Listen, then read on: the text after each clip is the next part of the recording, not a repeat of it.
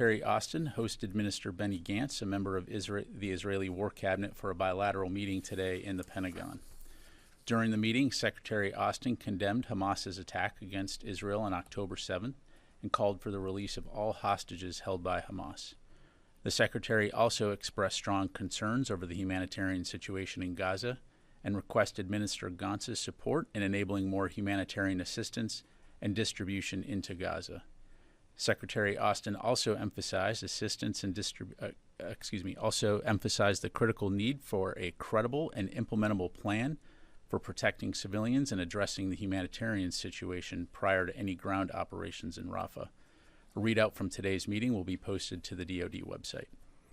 In other meetings, today and tomorrow, the Office of the Undersecretary of Defense for Policy is hosting the Defense Policy Board for sessions to examine the potential impacts of attacks on U.S. critical infrastructure aimed at disrupting Department of Defense efforts to mobilize, project, and sustain the joint force. Leveraging its breadth of experience, the board will offer the Secretary of Defense and the Deputy Secretary of Defense independent, informed advice and opinions on the topic following a series of meetings with senior Pentagon leaders, combatant commanders, and interagency counterparts. An unclassified readout of the Defense Policy Board meeting will be posted to defense.gov. Switching to updates on allies and partners, Nordic Response 2024, a Norwegian-hosted exercise, begins today in Norway, Finland, and Sweden and will culminate March 15th. The exercise features more than 20,000 NATO forces from 14 nations, including roughly 5,000 from the U.S. Marine Corps, Navy, Army, and Air Force. Designed to strengthen agility and interoperability among allies and partners, Nordic Response will test the collective ability of Arctic nations and others to operate in the rugged conditions of the High North. This year's iteration is part of NATO's Steadfast Defender 2024, as well as U.S. European Command's Coordinated Large-Scale Global Exercise 24. Moving over to the Indo-Pacific region, I'd also like to highlight this morning's statements from our colleagues at the State Department after ships from the People's Republic of China engaged in reckless maneuvers against lawfully operating Philippine vessels near Second Thomas Shoal. Many of you have seen the images and videos today of this dangerous operational behavior by the PRC, which caused multiple collisions and included the use of water cannons. These PRC actions resulted in injuries to Filipino crew members, put lives at risk, and demonstrated disregard for international law. We call on the PRC to abide by the International Tribunal's legally binding decision in 2016. The United States is going to continue to stand by our Philippine ally, and our commitment to our mutual defense treaty is ironclad. Finally, the Department would like to recognize Women's History Month, which is celebrated across our nation every March. We honor the trailblazing women who have paved the way and those who continue to serve and lead at all levels across the armed forces. We recognize their invaluable contributions to our military and civilian workforce, and their service and sacrifice are a cornerstone for the Department and our nation's history. And with that, I'll take your questions. We'll start with AP. Tara, you're sitting on the opposite side of the room today. Just throwing you off, isn't it? First, I wanted to ask about the sea cables that were cut. Does the U.S. have any better indication of how they were cut, if the Houthis were involved, and if there's any steps that the Navy is going to take to further protect these cables? And I have a couple more. Yeah. Thanks, Tara. I don't have anything to pass along to you now. As you know, this is something obviously that we're looking into. But I just don't have any updates to pass along right now. Okay, what about the idea of a maritime corridor? Has DoD been asked to look at options or see what ships would be available to be able to establish a maritime corridor for aid to Gaza? So what I can tell you right now is that in coordination with the U.S. interagency and international partners, we are actively reviewing options for a maritime corridor for humanitarian assistance into Gaza. Including potential commercial and contracted options. I don't have more to announce at this time regarding what that would be, but obviously we'll keep you updated on that front. Just one follow on that. Would that include using U.S. personnel, military personnel in Gaza to help deliver stuff, or is it just offshore at this point? Yeah, again, so we would be only in a supporting role, are in a supporting role when it comes to providing U.S. government humanitarian assistance. And so certainly were we to be involved in that, it would be in the form of unique DoD capabilities. The U.S. Agency for International Development is the lead coordinator for the government when it comes to humanitarian assistance. And so, again, we'll continue to work with the interagency on what that might look like going forward. Okay, just Just one last on Ukraine aid. Is the building still looking at options of using the last $4 billion in authorization, given that Ukraine's state of affairs seems to be pretty dire? Yeah, so I don't, again, have anything specific to announce in terms of additional aid. We continue to urge Congress to pass the supplemental as soon as possible so that we can support Ukraine in its time of need and, of course, replenish our own stocks. As you've heard us say, Ukraine needs the full resources that are available in that package, and there's really no other way to meet fully their requirements on the battlefield. Thank you. Let me go to the other side of the room. Tom? But Pat, these airdrops, it sounds like they're going to continue. Will there be any coordination with anyone on the ground as you drop these, or just kind of drop them along the coast and any civilians nearby can just go up and grab the stuff? So right now, in terms of the coordination of the drops, we are coordinating this with Israeli Defense Forces and are also communicating through text message to local residents to ensure their safety prior to the drop. I think what you're asking, though, is in terms of when they land on the ground, is there anyone there to receive them? And no, that's not the case. But again, we're attempting to do these in a way that they will be able to land safely and that the civilians who need that aid are able to access the aid. Thank you. Carl? Thanks. Going to the Houthi situation, there was another ship that was hit by the Houthis, a Liberian flag Swiss-owned vessel this time. Does DoD assess that what they are doing in the region is enough? Is there a need in the Pentagon's assessment for additional resources in the region to try to safeguard ships? Yeah, again, I don't have anything to announce, Carla, in terms of additional resources going to the region. As you know, this is an international, multinational effort to address this problem, and so that will continue to be our approach, is to work with international partners and allies to disrupt and degrade Houthi capabilities, but most importantly, to work with international shipping companies and countries around the world to help ensure that they can safely transit that waterway. But are there enough resources, military resources, being put into that region right now to stop the Houthi attacks? Again, we have a significant amount of capability already in the region, but it's not just about the U.S. We will continue to work with allies and partners, and as we continue to need more, we'll certainly work with them and certainly are willing to take any and all helpers on that front. Let me go to the phone real quick here. Washington Post, Missy Ryan. Hi, Pat. Just wanted to follow up on Tara's question, and I have a separate question. So regarding the maritime planning, just to press you a little bit more on that, is it accurate to say that you mentioned that the United States would be in a supporting role? Is it accurate to say that the United States might be involved, but that American military personnel would not be delivering aid on the ground in Gaza? Yeah, to clarify, Missy, what I said was the Department of Defense would be in a supporting role when it comes to providing U.S. government humanitarian assistance. I mean, as you know, the United States government has provided more than $180 million in humanitarian assistance to Gaza since October 7th. And so the DoD is supporting that broader U.S. government interagency effort to deliver aid. So again, I don't have anything to announce right now. And as I mentioned, we are actively reviewing options. But what that looks like, we'll just have to keep you updated. Okay. And a separate question. I saw the readout from Secretary Austin's meeting with Benny Gantz. Did Minister Gantz provide any assurances about facilitating additional entry of aid? The readout mentioned strong concerns that Austin had. Was there any guarantees or new steps, any assurances? Did he walk away with any sort of sense that things were going to change? Thanks. Yeah, thanks, Missy. As I'm sure you can appreciate, I won't speak for Minister Gantz. Again, the Secretary appreciated the opportunity to meet with him, but beyond what we've provided in our readout, that's about the extent of what I'm able to pass along. Thank you. Joseph. To follow up on that, in the readout as well, Secretary Austin mentioned the need for a credible and implementable plan for any operations in Rafah. Can you say whether he did present the plan? Um, It just wasn't deemed credible or we have not seen a plan yet from the Israelis when it comes to Rafah operations. And the second one, does the department think that it's necessary for congressional approval under the War Powers Resolution for any further strikes or operations in Yemen, seeing as I think it's been about 60 days since the first strikes were carried out?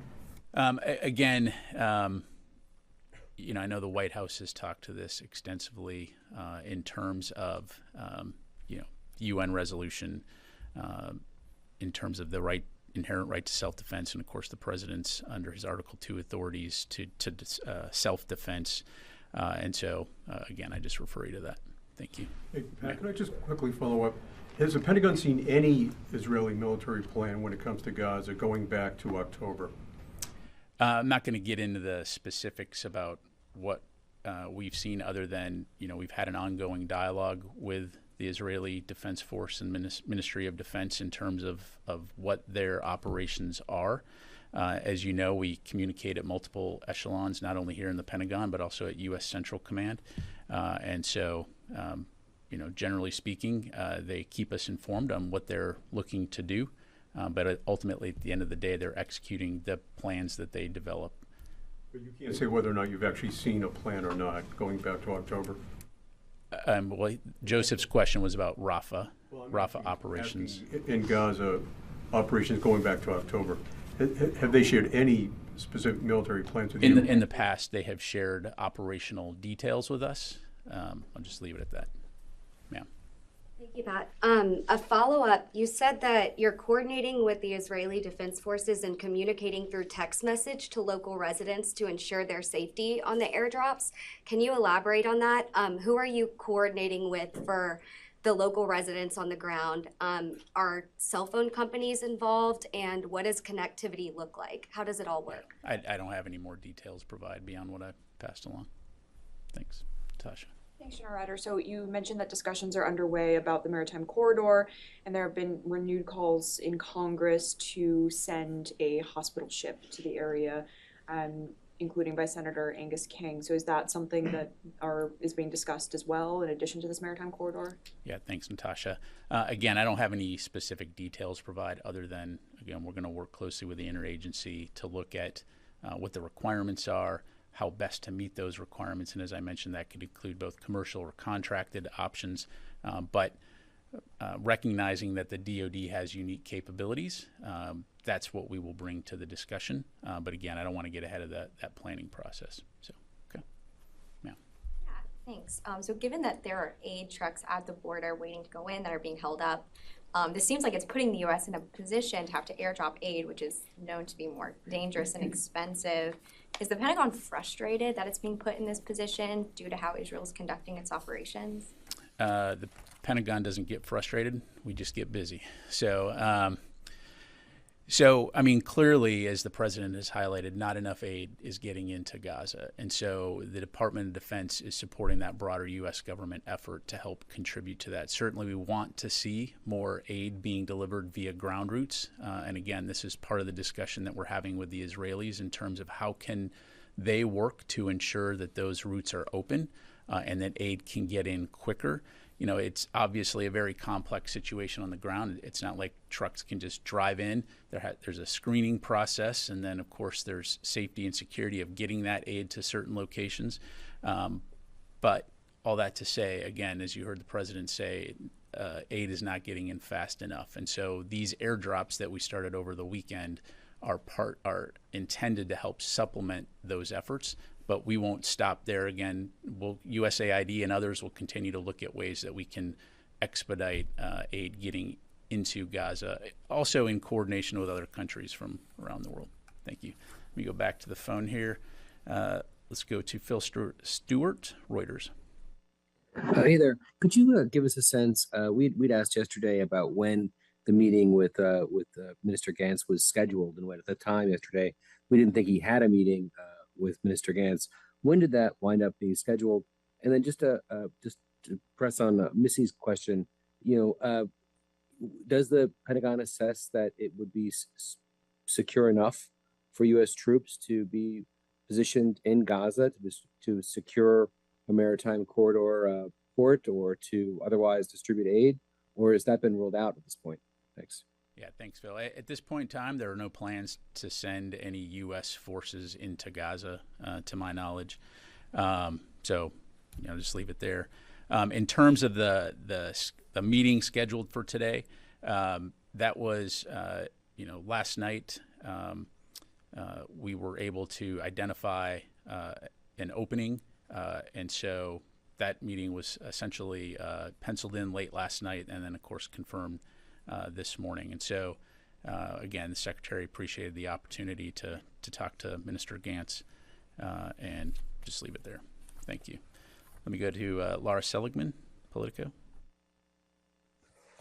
Hi, Pat. Thanks for doing this. Following up on some of the earlier questions about the maritime route, has the Pentagon ruled out putting U.S. boots on the ground in Gaza, even in support of this humanitarian mission? Yeah, thanks, Laura. Again, at this time, there are no plans to put U.S. forces on the ground in Gaza, to my knowledge. Thank you. Body. Thank you, gentlemen. So, as you said, the USAID is taking the lead in delivering aid to Gaza, and I assume they have trucks in Egypt, right? I'd have to refer you to them. And you mentioned like security reason for one of the reasons for the delay in delivering aid through ground route. If you have U.S. provided assistance and UN provided assistance, what is the security concern here when it comes to Israel versus dropping aid on Gaza? Did the Israelis screen the aid you dropped on Gaza? Again, I'd refer you to USAID in Israel to talk about the specifics there. And again, State Department, as you know, has been intimately involved in this process. I'm only going to talk to the DoD aspects, but again, as I understand it, the situation on the ground in terms of getting aid into Gaza, whether it's from Egypt or whether it's coming in from Israel, we obviously need to ensure that continues. We helped, or USAID helped. We airlifted aid into Egypt earlier in the year, which of course was then taken over a land route via Egypt into Gaza, for example. But then, as I mentioned, part of the discussion is working with Israel to open up additional routes that are on Israel's side, looking at all possibilities to get aid in there. But when it comes to the on-the-ground dynamics, DoD forces are not on the ground there, so I really can't speak to that. Air dynamics, so you had 2 operations to drop aid on Gaza. Did Israel screen that aid? They did not. They did not. So they allowed that aid without any screening? Correct. Rio. Thank you, General. Please let me ask you about the Indo-Pacific. The China said today that its military spending will increase by 7.2% this year. So there is an accusation of the Chinese military spending in terms of transparency and openness. So does the Pentagon assess China's actual defense spending could be much larger than the amount they publicly announced?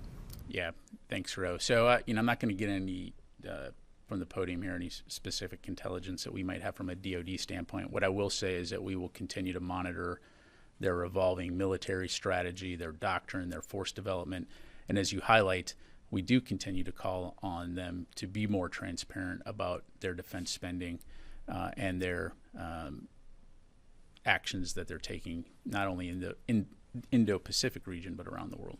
Separately, following up about the situation in the South China Sea, Chinese dangerous behavior has continued in spite of the U.S. commitment to defend the Philippine ally. So what steps will the Pentagon take in practical terms to change the trajectory of the Chinese behavior in the South China Sea? Well, I think you see us taking those steps now, which is leading by example and working closely with partners and allies in the region to ensure that countries can sail, fly, or operate wherever international law allows. But most importantly, it's working together in a positive and productive manner to ensure security and stability in the region and not exacerbate tensions in the region. And so, again, we'll continue to maintain that focus regional security and stability and prosperity versus harassment, antagonism, and destabilizing types of activities. Thank you. Yes, sir. Thank you very much, General. Recently, there's been a flurry of engagements between Ankara and Washington. The Deputy Undersecretary of the Defense Department met with the Turkish National Security Advisor in Ankara a couple of weeks ago. The Turkish spy chief is in Washington right now. The Foreign Minister is going to be here in a couple of days. And the Turkish President just said yesterday that this summer we will permanently resolve the issue regarding our Iraqi borders. And our desire to create a security corridor in Syria remains the same. So given this level of contact recently, would this be too puzzling for the Pentagon if the Turkish government actually took this step to launch cross-border operations in northern Iraq and Syria? Yeah, thanks, Eunice. I don't have any comment on that other than to say, again, we've talked in the past about the challenges that any type of cross-border attacks would cause, particularly as it relates to the Defeat ISIS mission.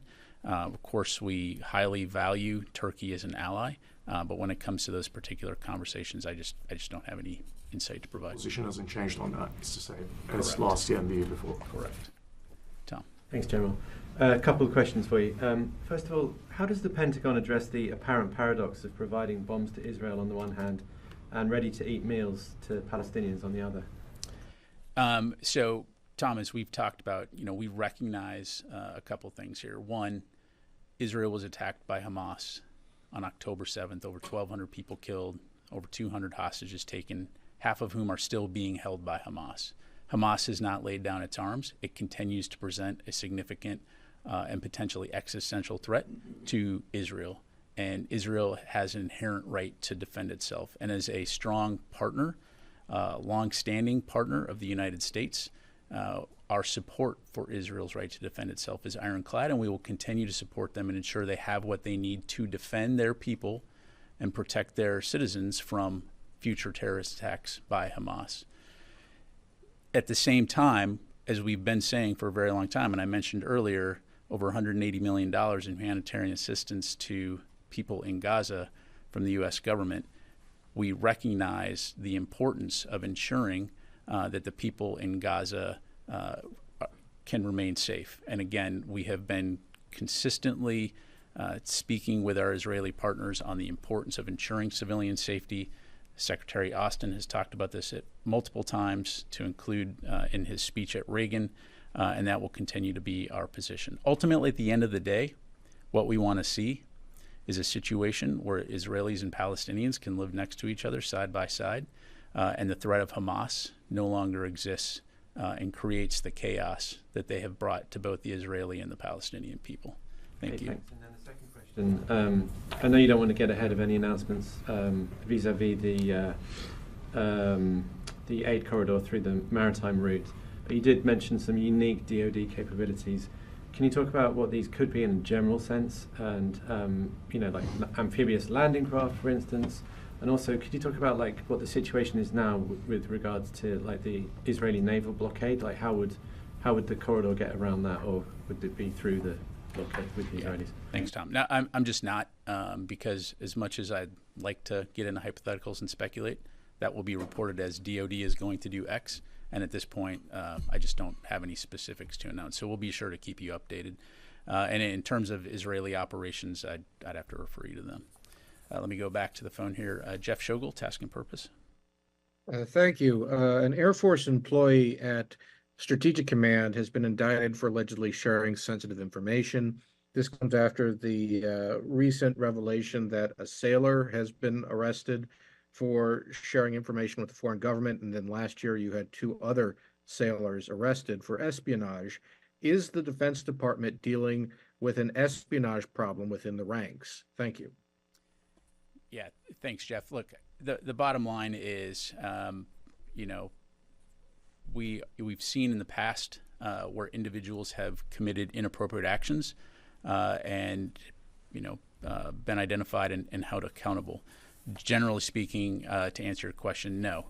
But we also recognize the fact that insider threats are something that needs to be taken seriously, which is why every single member of the Department of Defense, whether you're a basic trainee or a 2-star general or above is going to take training on the proper handling and safeguarding of sensitive information. And if you violate those rules, you'll be held accountable. And so we'll just leave it there. Okay, let me go to Pat Tucker, Defense One. Hey, General, thanks for doing this. So there's a readout just now about the Secretary's meeting with the Lithuanian Defense Minister. I wonder if you can go a little bit beyond the readout and tell us what the Secretary talked about with the Defense Minister of Lithuania. And also, second part, is the United States right now in touch with the government of Moldova about possible defensive steps or actions that Moldova may need to take to get ahead of possible civil unrest or even Russian aggressive activity, as has been foretold through some Russian actions in the last couple of weeks? Yeah, thanks, Pat. Listen, I really don't have anything to provide beyond what was in the readout. A very productive meeting. The Secretary appreciated the chance to talk with the minister about the strong bilateral defense relationship between the United States and Lithuania, and as the readout highlighted, expressed the support that Lithuania is providing for Ukraine and also the NATO alliance. When it comes to Moldova, I don't have anything specific here to provide, Pat. I'd recommend that you contact State Department, and they could probably talk a little bit more about the bilateral relationship there on the ground. But I don't have anything beyond that. Thank you. Let me go to Jared from All Monitor. Thanks, sir. My question has been asked. And Heather from USNI.